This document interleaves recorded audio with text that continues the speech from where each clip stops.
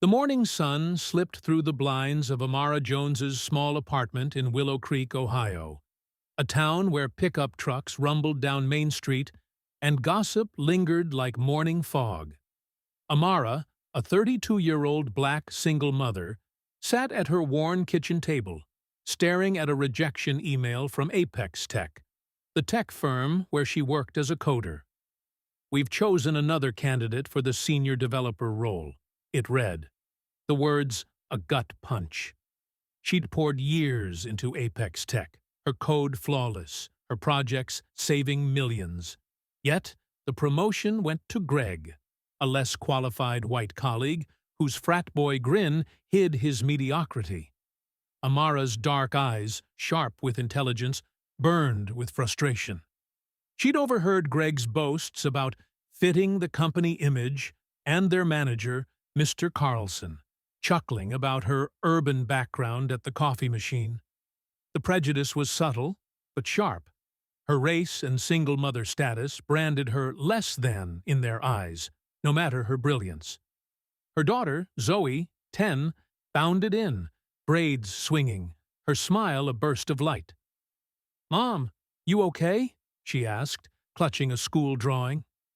Amara forced a smile, her heart heavy. "Just work, sweetie." But inside, she seethed, not just for herself, but for Zoe, who deserved a world where merit trumped bias. She wanted her daughter to grow up seeing strength, not defeat.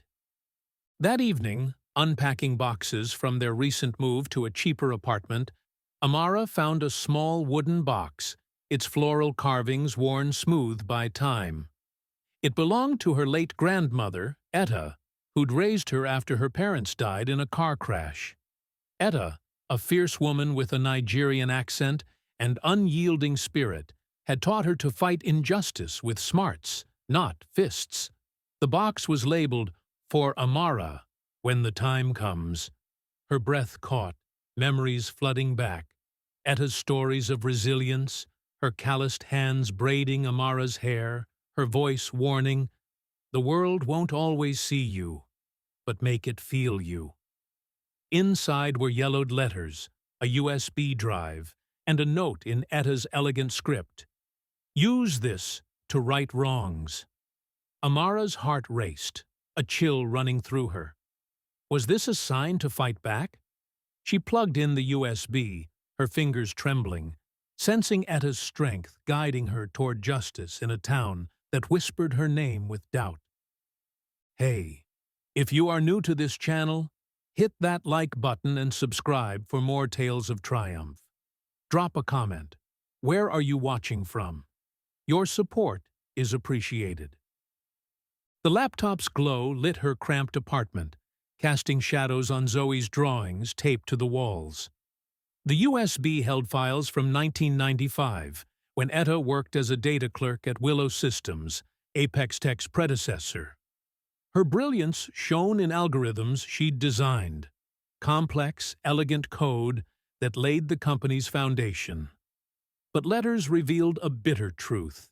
A white manager, Harold Vance, stole her work, took credit, and fired Etta when she protested, labeling her difficult. As a black woman in a prejudiced era, her genius was buried, her life marked by struggle, scraping by in Willow Creek's black neighborhood while Vance's family grew rich. Amara's blood boiled, her grandmother's pain mirroring her own. She recalled Carlson's dismissive remarks about her work-life balance, his assumption that a single mother couldn't lead, his eyes skimming past her in meetings. The same bias that crushed Etta now blocked her path. Amara's hands clenched, Etta's note echoing in her mind. Right wrongs. She vowed, "I'll make them see me," her voice a whisper in the dark. She'd use her coding skills and Etta's evidence to expose Apex Tech's corruption. Not with anger, but with precision, proving her worth in a town that judged her by her skin and status. Amara spent weeks crafting her plan, her nights fueled by coffee and Etta's letters, their pain a fire in her chest. She cross-referenced Etta's files with Apex Tech's systems, finding traces of her grandmother's algorithms in the company's flagship software, touted as Greg's innovation. The discovery was a knife to her heart. Decades of theft, built on Etta's genius, while Amara faced the same dismissal. Exposing it directly risked her job, her only means to support Zoe. Instead, she designed a subtle trap, a program to glitch during Apex Tech's annual shareholder demo, flashing Etta's code signatures on screen. It was untraceable, tied to her anonymous admin access, earned through years of fixing the company's sloppy systems.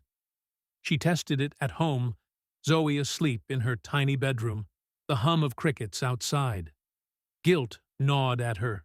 What if she was caught, leaving Zoe vulnerable? But Etta's words, "Make it feel you," steeled her resolve. "They took your dreams, Grandma," she whispered, tears falling. "Not mine." She thought of Zoe's future, the whispers at school about their poor apartment, and knew this fight was for her daughter's pride. Amara also contacted Etta's old colleagues via encrypted emails, posing as a researcher. One, Mrs. Ellis, a retired clerk, replied, her words heavy with regret. "Vance stole Etta's work." I stayed silent, ashamed. Her testimony bolstered Amara's plan. She'd leak the truth to a tech blogger after the demo, framing it as a whistleblower's exposé. Each step was calculated, her intelligence a weapon against the prejudice that diminished her. In Willow Creek, where neighbors eyed her with pity or suspicion, Amara felt Etta's spirit urging her on. She remembered Etta's stories of Nigeria, her village's strength, and channeled that resilience, determined to rewrite her family's story in a town that expected her to fail. The shareholder demo arrived, a glitzy event at Apex Tech's glass-walled headquarters, the air thick with cologne and ambition. Amara sat in the back, her heart pounding as Carlson, in a tailored suit, praised Greg's genius. The screen flickered, her program activated. Code snippets flashed, labeled Etta Jones, 1995, alongside Apex Tech's software. Gasps rippled through the room, shareholders shifting in their seats. Carlson stammered, "A glitch," but the damage was done. Minutes later, Amara's anonymous blog post hit the internet, detailing Etta's stolen work and Apex Tech's history of bias. It spread like wildfire, Sahendra Justice for Etta trending as social media exploded with outrage. Carlson called an emergency meeting, his face red, accusing the team of sabotage. Greg, sweating through his blazer, denied involvement, his voice cracking. Amara sat silently, her face neutral, her heart racing with triumph. That night, Mrs. Ellis's testimony hit the news, corroborating the blog. Apex Tech's stock plummeted, Willow Creek buzzing with whispers about the scandal. Amara felt not vengeance, but justice, a weight lifting from her chest. Zoe hugged her, sensing her strength. "You're a superhero, Mom," she said, her eyes shining. Amara smiled, stroking her daughter's braids, but knew Carlson would retaliate. She needed one final move to secure her victory in a town that had underestimated her. Days later, an email arrived from an unknown sender, a scanned letter from Etta, dated 2010, found in Willow Systems' dusty archives. Amara's hand shook as she read, "Amara, you're my legacy. I planted the USB, knowing you'd work at Apex Tech one day, expose them, but rise above their hate." Etta had foreseen her fight, trusting her intelligence to carry it through. The letter included a patent draft Etta never filed, a legal key to her stolen code. Tears streamed down Amara's face. Her grandmother's love had guided her from the grave, a beacon through Willow Creek's fog of bias. She remembered Etta's late-night stories, her voice weaving tales of courage, and felt her presence now, stronger than ever. Amara met Carlson, presenting the patent and evidence. Faced with lawsuits and public outrage, he resigned, his career crumbling like Vance's legacy. Apex Tech offered Amara the senior developer role with a public apology, their board scrambling to save face. She accepted, but her vision was bigger.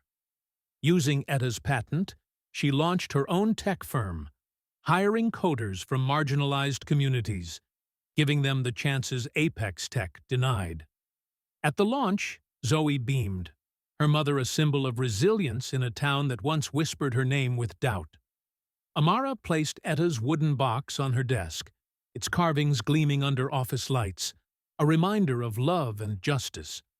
Her firm partnered with local schools, teaching kids like Zoe to code, breaking cycles of prejudice. Willow Creek's gossip turned to awe, Amara's name now spoken with respect. She'd turned bias into power, not with fists, but with the sharp edge of her mind, proving intelligence could rewrite even the oldest wrongs. If this story moved you, like, share, and subscribe. Comment: what's a time you overcame prejudice? Where are you watching from?